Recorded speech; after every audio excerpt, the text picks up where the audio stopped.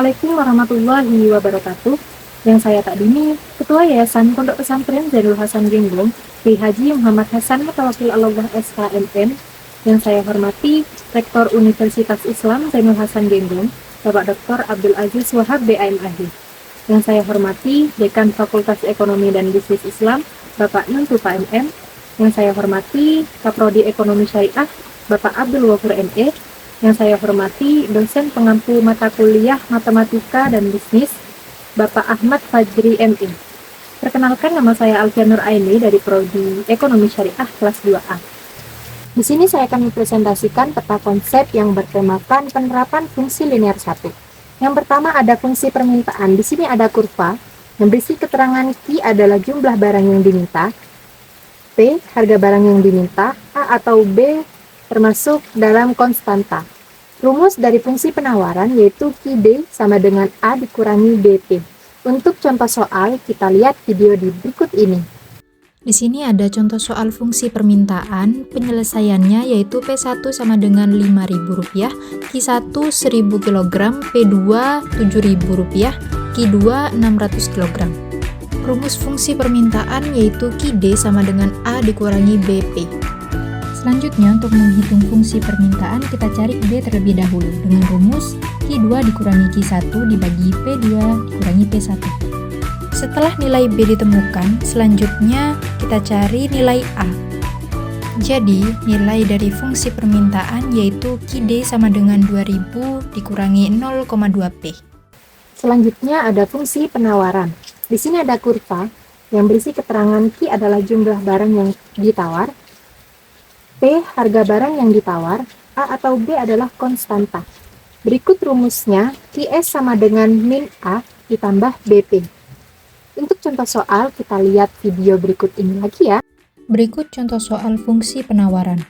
Penyelesaiannya diketahui P1 sama dengan 5.000, Q1 sama dengan 3.000, P2 sama dengan 6.000, Q2 sama dengan 6.000. Rumus dari fungsi penawaran yaitu QS sama dengan min A ditambah BP.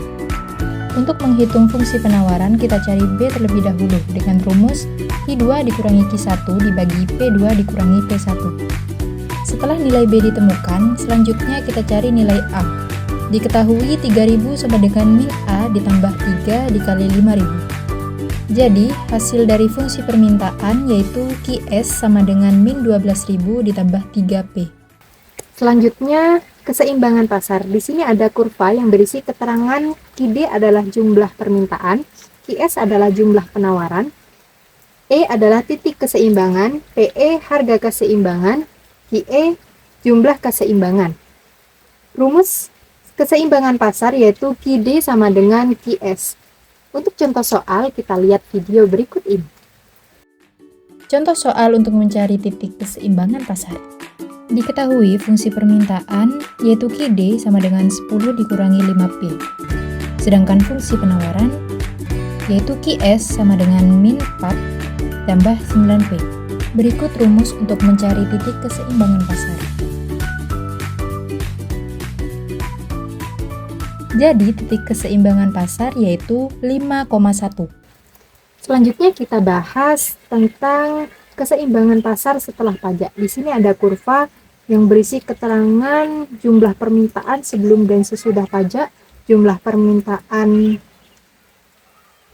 penawaran sebelum pajak, jumlah penawaran sesudah pajak, titik keseimbangan sebelum pajak, titik keseimbangan sesudah pajak. Lalu harga keseimbangan sebelum pajak, harga keseimbangan sesudah pajak, jumlah keseimbangan sebelum pajak, dan yang terakhir jumlah keseimbangan sesudah pajak. Berikut rumus keseimbangan pasar setelah pajak yaitu PD sama dengan PS ditambah T atau pajak. Untuk contoh soal, kita lihat video berikut ini.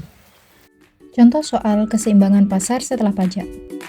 Diketahui fungsi permintaan yaitu PD sama dengan 7 ditambah Q. Sedangkan fungsi penawaran PS sama dengan 16 dikurangi 2Q. Dan pajak sama dengan 3. Berikut rumus keseimbangan pasar setelah pajak yaitu PD sama dengan PS ditambah T atau pajak. Jadi hasil dari keseimbangan pasar setelah pajak yaitu 4,11. Selanjutnya yang terakhir ada keseimbangan pasar setelah subsidi. Berikut rumusnya adalah PD sama dengan PS dikurangi S atau subsidi. Untuk contoh soal, kita lihat video berikut ini. Contoh soal keseimbangan pasar setelah subsidi. Diketahui fungsi permintaan yaitu PD sama dengan 50 dikurangi 2Q. Sedangkan fungsi penawaran yaitu PS dikurangi min 30 ditambah 2Q. Sedangkan S atau subsidi sama dengan 10.